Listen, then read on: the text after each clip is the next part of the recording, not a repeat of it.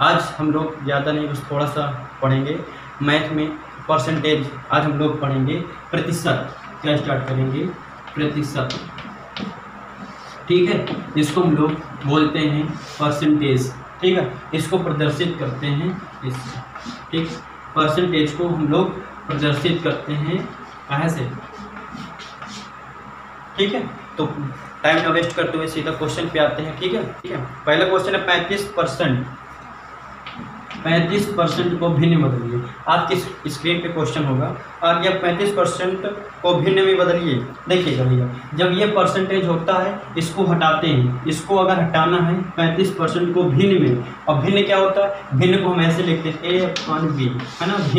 भिन्न को बटे में लिखा जाता है। ऊपर वाला होता है अंश, नीचे वाला होता है हर। जिसको नहीं मालूम है जान जाइएगा। ऊपर वाला होता है अंश, नीचे वाला होता है हर, ठीक है। अंश बटे हर, इसको हम भिन्न के रूप में, बटे के रूप में लिख सकते हैं। तो वही तो पूछा कि 35% को भिन्न के रूप में कैसे लिखेंगे। तो जब ये 35, जब ये आइकन परसेंटेज हटाते हैं, अभी हमने स्टार्टिंग में बताया था कि इसका मतलब प्रति में 100, बटे में 100, तो हम बटे में इसको 100 कर सकते हैं। इसको काट देंगे 5 से, ठीक है। 5 सते 35 और आ गया 20, तो आपका आंसर आ गया 7/20। आपका आंसर आ गया 7/20। इस पे कोई ऑप्शन नहीं है तो ऑप्शन सी, 7/20। आपका ऑप्शन सी बिल्कुल करेक्ट, ठीक है। अगला क्वेश्चन देखते हैं आपकी स्क्रीन पे। अगला क्वेश्चन, बस दो क्वेश्चन करवाएंगे, ठीक है। बहुत अच्छे से समझाएंगे, बस आप लोग केवल पढ़ते जाइएगा मन लगा करके, ठीक है। बहुत जल्दी खत्म करेंगे। बस 2 दिन लाइट नहीं आई थी, इसलिए 2 दिन वीडियो नहीं बन पाए थे, ठीक है। देखो रात में 9:30 बजे हम आप लोगों के लिए वीडियो बना रहे हैं। ये क्या 37.5% को भिन्न में बदलना है। तो अब इसको कैसे करेंगे, तो इसको कैसे करना, 37 के इस पे भिन्न में है, ठीक है। तो इसको 37 दूनी गुणा करा लेंगे, 2 7 14, 1 2 3 6 7 74, 1 75/2, 75/2 परसेंटेज हटाएंगे तो नीचे 100, ठीक है। 25 त्रिको 75, 25 चौको 100, ये आ जाएगा 3/8। क्या आ जाएगा 3/8। देखिए काटना पीटना थोड़ा सा तेज रखिएगा, काटना पीटना ऑप्शन बी, थोड़ा सा काटना पीटना स्पीड में करिएगा, नहीं तो फिर वहाँ पे क्वेश्चन छूटने लगते हैं, है ना। अब आते हैं थोड़ा सा आगे बढ़ते हैं, ठीक।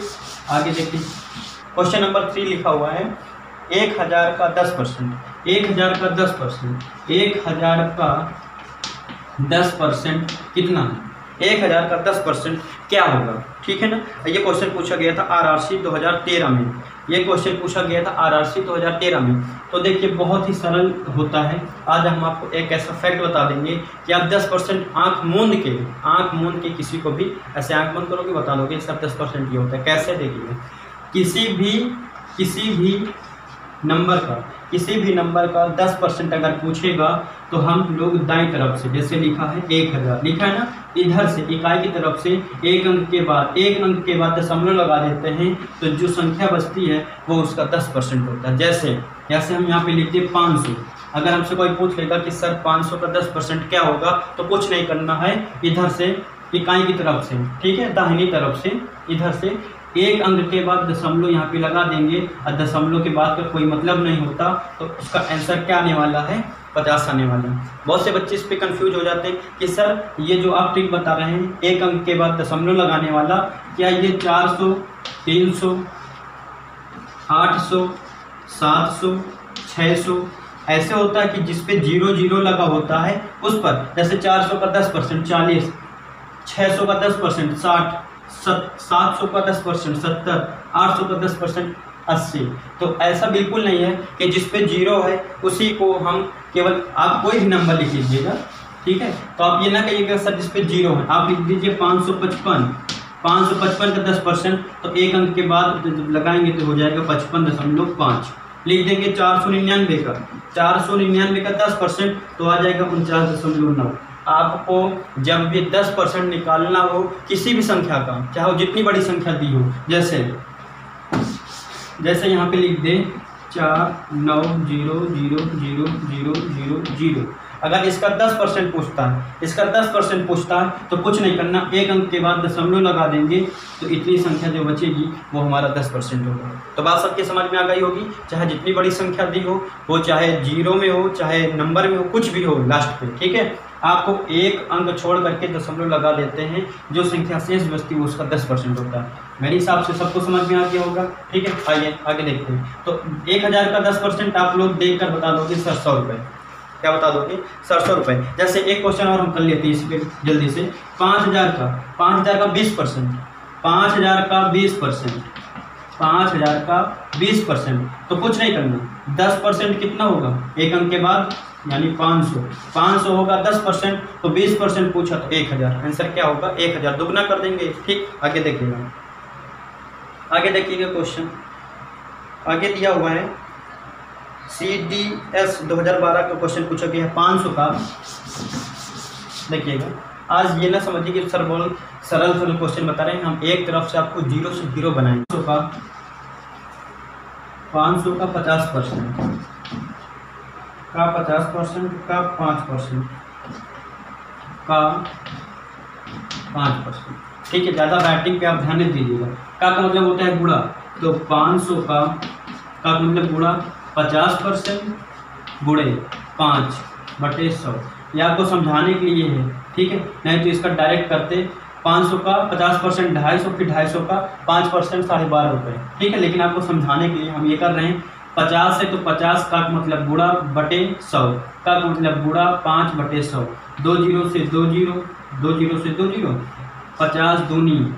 ठीक है, 2 0 से 2 0, ये बचा 25, 25/2 बराबर 12.5।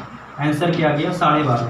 इसको हम समझाने के लिए क्या नहीं, आप डायरेक्ट जुजवानी ऐसे कर सकते हो। 500 का 50% यानी 50 किसी भी नंबर का, जैसे यहाँ पे लिख दिया 900 का, किसी भी नंबर का 50%। कुछ नहीं करना, जो नंबर उसका आधा कर दो, उसका आधा कर दो 50% होता है। ठीक है, तो 500 का 50%, 250 का 5%। अब 250 का 5% यानी 25, 10% तो आधा कर देंगे 12.5, 12.5 उसका 5%। ठीक, अगला क्वेश्चन देखते हैं। अगला क्वेश्चन है, थोड़ा सा आते हैं आगे। ठीक है, 50 का 860%। देखिएगा, 50 का 860% प्लस 860 का 50%, 860 का 50%। ठीक है, देखिएगा, कुछ नहीं करना। 50 का 860%, 50 का 860%, तो 50 गुणे 860/100 का मतलब गुणा प्लस लगा है, यानी 860 का 50/100। ठीक, देखिएगा, इसको काटेंगे 1 0 1 0 1 0 1 0 खत्म। 2 0 से 2 0 ये खत्म। 5 गुणा 86 में, 5 गुणा 86 में। ठीक है, 5 का गुणा 5 छक्का 30, 430 प्लस 430, तो 4 4 860। आपका आंसर क्या हो गया 860। आंसर क्या हो गया 860, ऑप्शन सी, 860 ऑप्शन सी। ठीक, अगला क्वेश्चन देखते हैं। अगला क्वेश्चन देखते हैं, अब थोड़े से अच्छे क्वेश्चन की तरफ चलते हैं। ठीक है, आते हैं आगे। देखिएगा, एक गांव में 30% लोग शिक्षित हैं। यदि गांव की कुल जनसंख्या इतनी है तो उसमें अशिक्षित लोगों की संख्या बताइए।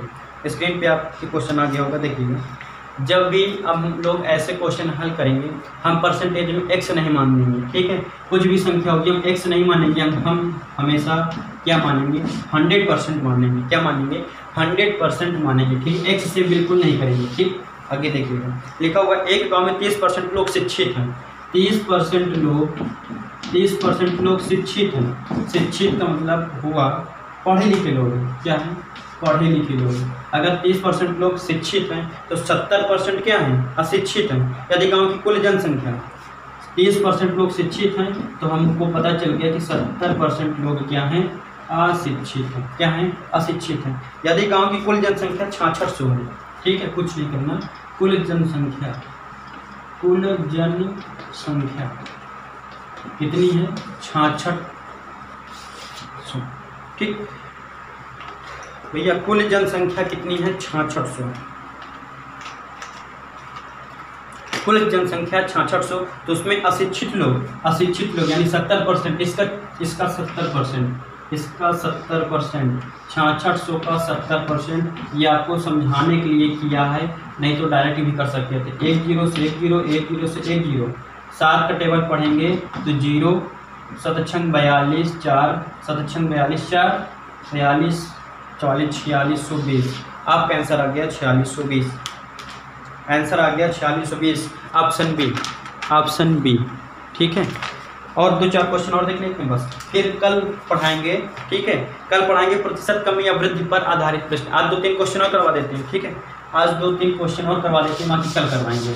ठीक है, ठीक, देखिए लिखा हुआ है, यदि किसी विद्यालय में, स्क्रीन पे क्वेश्चन होगा, एसएससी सीजीएल 2010 का क्वेश्चन है।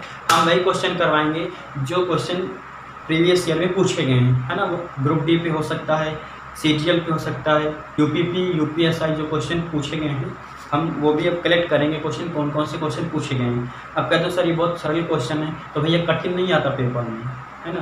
पेपर कठिन, कुछ क्वेश्चन कठिन होते हैं, कुछ सरल होते हैं, तो हमको तो सारे पढ़ने हैं, सरल भी पढ़ने और कठिन भी पढ़ने। देखिए, यदि किसी विद्यालय में 70% लड़के हैं, आप बताइएगा किसी विद्यालय में 70% लड़के हैं, क्या हैं, लड़के हैं, आप बताइए 70% लड़के हैं तो 30% लड़कियां होंगी, तो 30% क्या होंगी। जब 70% लड़के हैं, हमको 100 पूरा करना होता है, 100% में 100 बताया था ना, 100 मानते हैं।